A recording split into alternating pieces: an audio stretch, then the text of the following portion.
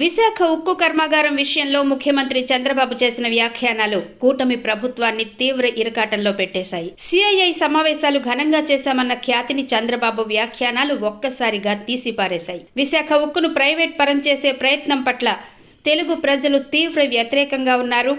పైగా ఎన్నికల ముందు చంద్రబాబు విశాఖ ఉక్కును ప్రైవేట్ పరం కానివ్వబోము అంటూ హామీ ఇచ్చారు. ఇప్పుడు అధికారంలోకి వచ్చాక విశాఖ ఉక్కును రక్షించలేని నిస్సహాయ స్థితిలో పడిపోయారు. ప్రస్తుతం చంద్రబాబు మోదీ ప్రభుత్వం ఏది చెబితే అది చెయ్యడమే తప్ప స్వంత నిర్ణయాలు తీసుకోలేని పరిస్థితిలో పడిపోయారు.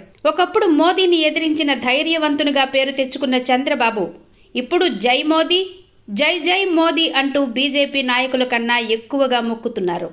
ఇలా ఉంటే విశాఖ ఉక్కును ప్రైవేట్ నుంచి కాపాడడం కష్టం. విశాఖ ఉక్కు ప్రైవేట్ పరం కాదు అంటూ ఒక పక్క అంటూనే మరోపక్క కార్మికుల మీద విరుచుకు పడుతున్నారు.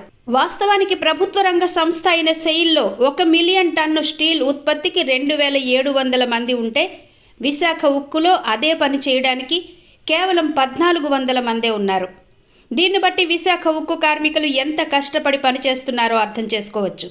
సీఎం చంద్రబాబు ఈ నిజాన్ని దాచిపెట్టి కార్మికులు పనిచేయడం లేదని తప్పుడు సంకేతాలు ఇవ్వడాన్ని కార్మికులు దిగమింగుకోలేకపోతున్నారు.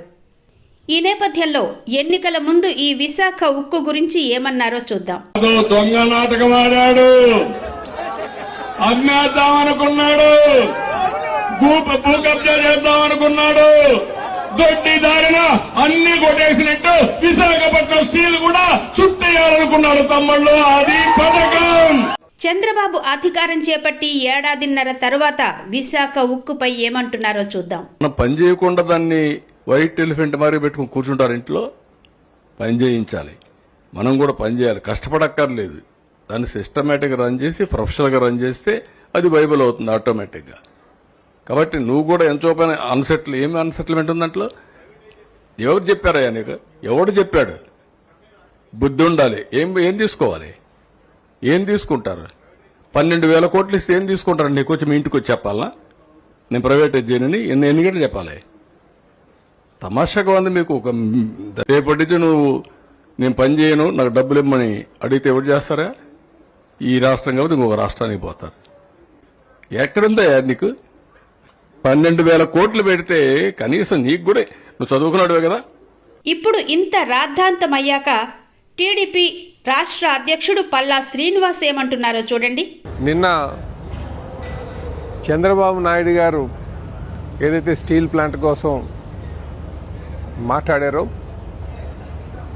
దాన్ని వక్రీకరిస్తూ ప్రజల తప్పుదావ పెట్టేటట్టుగా మాట్లాడడం ఇది తగదు. ప్లాంట్ లాసుల్లో ఉన్నదాన్ని కేంద్రం దగ్గర నుంచి అలాగే రాష్ట్రం నుంచి సుమారు 14,000 కోట్లు తీసుకొచ్చి వారికి ఆర్థిక సాయం అందిస్తే దాని పట్ల బాధ్యతగా ఉండాల్సింది మానేసి లేనిపోని రాద్ధాంతం చేయడం, బాధ్యతగా తీసుకొచ్చినటువంటి డబ్బుల్ని సద్వినియోగం చేసుకోవాలనే విషయాన్ని పక్కన పెట్టి కార్మికులను ఏదో అన్నారని, ప్లాంట్ని ఏదో అన్నారని మాట్లాడడం మంచి పద్ధతి కాదు. అయితే ఏ ప్లాంట్ అయినా సరే అది పబ్లిక్ సెక్టార్లో ఉన్నది రేపు లాభాల్లో నడవాలి అంటే అటు కార్మికులు, మేనేజ్మెంటు తీసుకోవాల్సినటువంటి బాధ్యత ఉంది. అదే వారు చెప్పారు.